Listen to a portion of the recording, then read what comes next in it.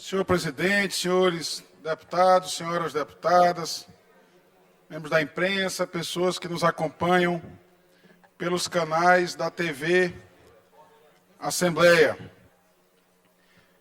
Venho à tribuna hoje para dizer novamente, deputado Júlio Mendonça, que o Brasil voltou e que o Maranhão está chegando. E por que eu digo isso hoje? Me refiro à divulgação recente por um site nacional dos grandes avanços conquistados pelo governo Flávio Dino na educação. E agora continuado no governo Carlos Brandão, sob a condução novamente do secretário Felipe Camarão.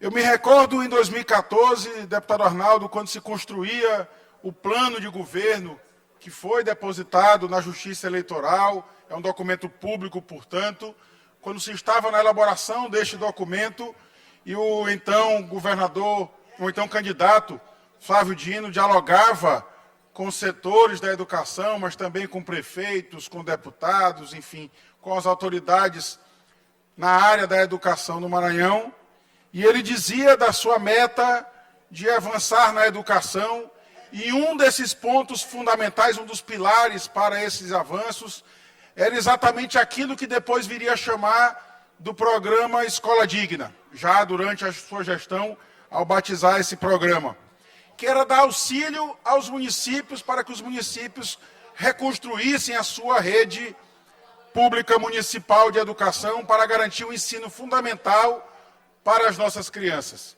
Mas não parava aí. E o porquê da crítica era porque se dizia que o Estado não tinha sequer condições de dar satisfação para a sua rede pública estadual e, portanto, o governador não deveria se ocupar daquelas missões que eram constitucionalmente delegadas, deputado Eric, aos prefeitos. Mas o então governador candidato, Flávio Dino, futuramente eleito governador e assumiu o governo e passou 7 anos conduzindo o nosso querido estado do Maranhão, ignorou essas críticas e disse: os alunos não chegam no ensino médio sem antes passar pelo ensino fundamental. Portanto, quase todos os alunos que chegam na rede pública estadual vieram de uma escola municipal e por isso nós precisávamos dar este apoio. E esse apoio foi dado. No plano de governo dele, na época, ele propôs criar um padrão estadual de ensino fundamental em parceria com os municípios, é exatamente disso que se trata.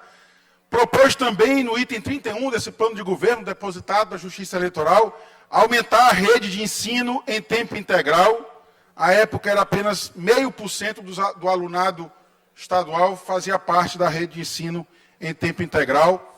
Implantar em parceria com os municípios, universidades, igrejas, entidades da sociedade civil, o Programa Estadual de Combate ao Analfabetismo. E também avançou dizendo que estava propondo adotar um programa de educação do campo, em parceria com os movimentos sociais, e mais uma vez eu agradeço essa casa, que recentemente homenageou o MST, o Movimento Sem Terra, importantíssimo parceiro no enfrentamento do analfabetismo no Maranhão.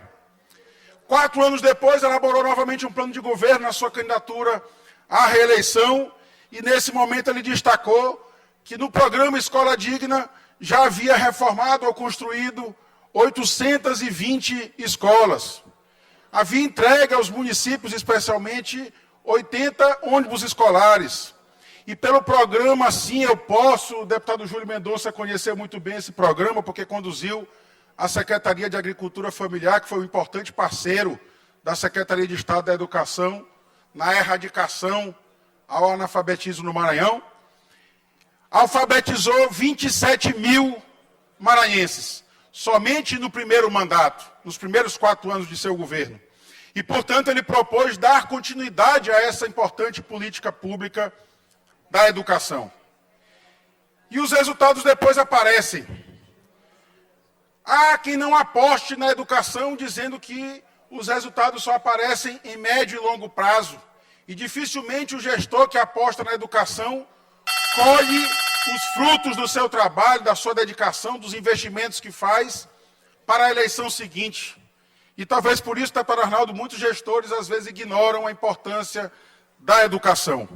E quais são os números que eu me refiro? O Ministério da Educação divulgou. O Maranhão ostentava, infelizmente, a 24ª colocação em relação ao analfabetismo no Brasil.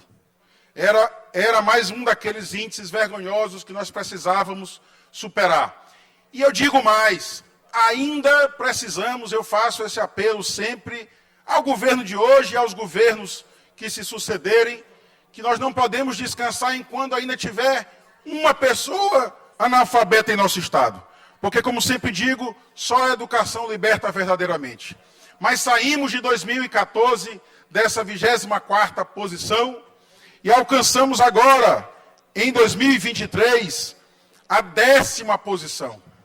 Ainda não é aquela posição que nos orgulha, mas sabemos que não se supera erros e defasagens históricas com apenas um governo ou dois governos. Se supera isso com a implantação de uma política de Estado, uma política permanente de investimento na educação. E aí eu quero enaltecer muito fortemente a coragem, a ousadia do governador Flávio Dino, lá no distante ano de 2000.